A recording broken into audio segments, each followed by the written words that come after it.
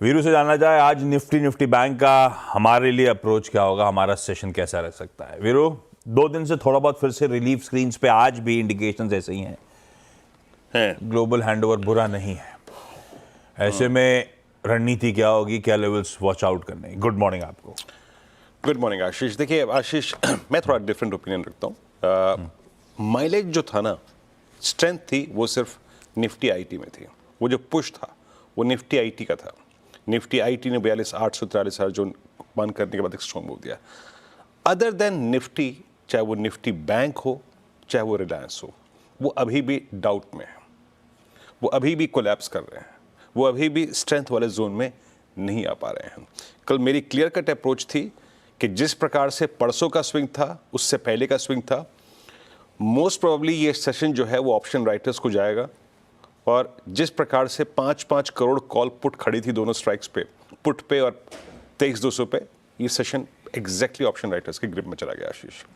और RS1 remained the day high, उसके ऊपर हम निकले ही नहीं। देखिए, स्ट्रेंथ की सबसे अच्छी पॉकेट है निफ्टी आईटी, पहली चीज, और वीकनेस अभी भी है निफ्टी बैंक में। अब बढ़ते हैं यहां से आगे आज की अप्रोच पे। आज आपके ऊपर कोई एक्सपायरी का प्रेशर नहीं है। इंस्टीट्यूशनल स्टैट से शुरू करते हैं आशीष। लगभग 5462 करोड़ रुपए की सेलिंग एफआईएस की कल भी थी। 3712 करोड़ रुपए का डीआईएस का बाय। अच्छी बात थी कि लगभग 5 दिन के अंतराल के बाद एक बाय का आंकड़ा है इंडेक्स में। 717 करोड़ रुपए की बाइंग, 17,000 कॉन्ट्रैक्ट शॉर्ट कवर कर लिए, करीब 4,000 कॉन्ट्रैक्ट नेट लॉन्ग करे, और स्टॉक फ्यूचर्स में 2121 करोड़ रुपए की बाइंग और 25,000 कॉन्ट्रैक्ट शॉर्ट कवर किए। इंडेक्स में जो शॉर्ट कवर किए और लॉन्ग किए, उसका एग्जैक्टली इंपैक्ट ये हुआ कि आपके net short contracts approximately 22,000 contract से रिड्यूस हो गए। ये डायग्राम में क्वाइट विजिबल, आप देखिए वो छोटा सा जो टिक है ना, वो ये इंडिकेट कर रहा है कि आपके नेट शॉर्ट जो 350 थे, अब वो 228 हो गए हैं। और मेजर शॉर्ट कवरिंग थी आईटी में, जो ये स्टॉक फ्यूचर्स में शॉर्ट कवर हुए हैं। अब आते हैं सेशन को कैसे अप्रोच करना है। निफ्टी पर ये जो फ्रेश मंथली कॉन्ट्रैक्ट कमेंस हुआ है, उसमें 23,300, 400, 200 पे अभी भी कॉल राइटर्स कमिटेड नजर आ रहे हैं आशीष। और आप देखिए अभी भी सब्सटेंशियल आउटस्टैंडिंग हुआ है यहाँ पर। और नीचे पुट्स में ये हटा दीजिए, आप पिरामिड्स दिखाइए सीधे। नीचे पुट्स में 23,100 और 23,200 की पुट्स जो हैं वो बिकी हुई हैं। मेरी अप्रोच क्या रहेगी निफ्टी पर? देखिए, अभी भी आप उस जोन 10 डेमा के नीचे ट्रेड कर रहे हैं। आपने एक भी दिन उसको पार नहीं किया। देखिए, अगर आपको स्ट्रेंथ दिखानी है तो वो है, और लॉन्ग ट्रेड पिक करना है तो वो है पहला पॉइंट, थ्रेशोल्ड। RS1 लेके आइए प्लीज। RS1 अगर ये बाइसेक्ट होता है स्पॉट में, तो अ स्विंग टुवर्ड्स 361, 409 एंड 455। अभी कमेंट्री को सीमित रखेंगे सिर्फ 20 डेमा तक, दैट स्लोपिंग 20 डेमा तक ये आ सकती है।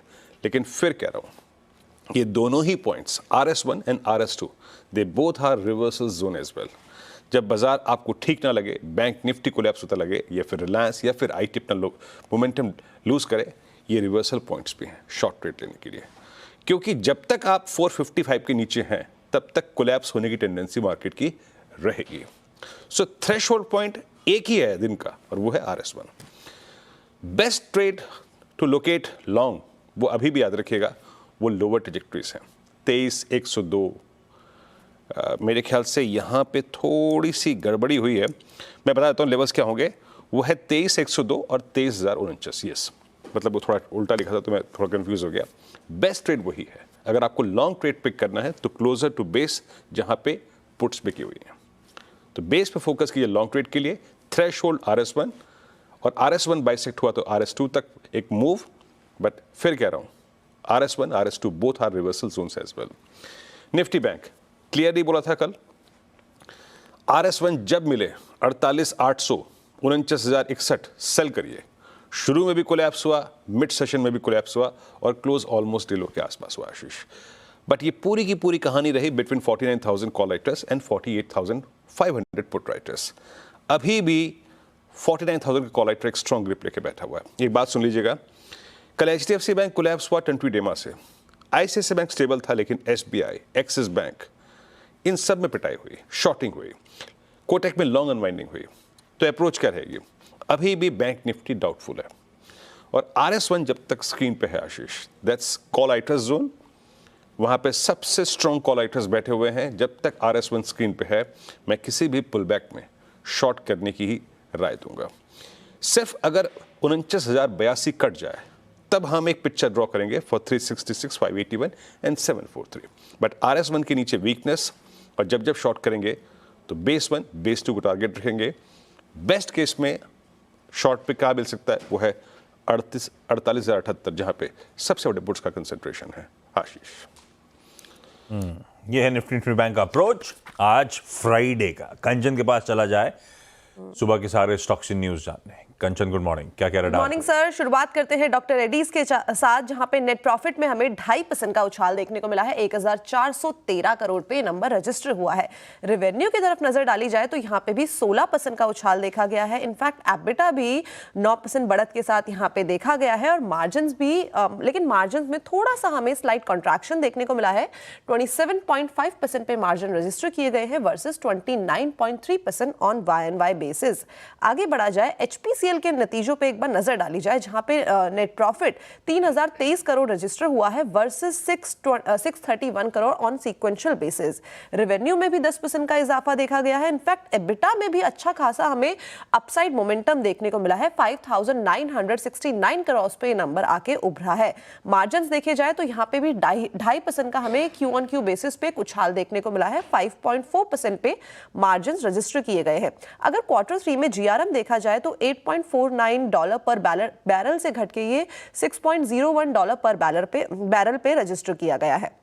यूनाइटेड स्पिरिट ने अपने नतीजे घोषित कर दिए हैं, जहां पे नेट प्रॉफिट में हमें एक स्लाइट कॉन्ट्रैक्शन देखने को मिला है। करीबन 4% का 335 करोड़ पे नंबर आया है, लेकिन रेवेन्यू 14.5% हमें बढ़ता हुआ यहाँ पे नजर आया है। ऑपरेशनल नंबर सबसे पहले एबिटा देखें तो वहाँ पे भी 17% का इजाफा है, और मार्जिन भी 0.4% से बढ़ते हुए हमें दिखाई दिए हैं। इसके साथ अगर हम टोटल सेल्स देखें कंपनी की, तो वहाँ पे भी 15% का एक अपसाइड देखने को मिला है, जिसके पीछे का सबसे मेजर रीजन है स्ट्रॉन्ग कंज्यूमर डिमांड और फेस्टिव सीजन। और जो उनके बाकी के प्रोडक्ट्स हैं, प्रेस्टीज और अबव सेगमेंट, उसमें भी अच्छा खासा मोमेंटम देखा गया है। साइंट ने अपने नंबर्स घोषित कर दिए हैं, जहां पे डॉलर रेवेन्यू $175.2 मिलियन पे रजिस्टर किया गया है, यानी कि क्वार्टर बेसिस पे यहाँ पे करीबन 2.5% की ग्रोथ देखी गई है। इनफैक्ट रुपी रेवेन्यू में भी 2% का हमें इजाफा देखने को मिला है। एबिट देखा जाए तो यहाँ पे 8.5% का एक डायरेक्ट डाउनसाइड हमें देखने को मिला है, और मार्जिन भी हमें कॉन्ट्रैक्ट होते हुए दिखाई दिए हैं 11% पे। अगर कंपनी की नई डील्स देखें तो यहाँ पे हमें 13 नई डील आती हुई दिखाई दी है साइन के अंदर। एम्फेसिस के नंबर पे एक बार नजर डाल लेते हैं, जहाँ पे नेट प्रॉफिट में केवल 1% का उछाल देखने को मिला है। इनफैक्ट रेवेन्यू भी बहुत ही फ्लैट देखने को मिले हैं, 0.7% बढ़ते हुए। एबिट की तरफ नजर डाली जाए, यानी कि सारे के सारे जो ऑपरेशनल नंबर है वो अपने फ्लैट साइड में ही है। 0.2% से एबिट बढ़ा है, और मार्जिन थोड़े से हमें स्लाइटली कॉन्ट्रैक्ट होते हुए दिखाई दिए हैं। यही हाल केफिन के नंबर्स लेकिन अच्छे आए हैं, जहां पे नेट प्रॉफिट में 35% का उछाल है, रेवेन्यू 32% उछला है, एबिटा में 33% का उछाल, और मार्जिन्स भी हमें स्लाइटली बढ़ते हुए दिखाई दिए हैं। रखिए इन स्टॉक्स रडार पे। क्विकली छोटा सा ब्रेक ले रहा हूं। ब्रेक के उस पर लौटेंगे तो इवेंट्स कैलेंडर और कमोडिटी स्ट्रैटेजीज।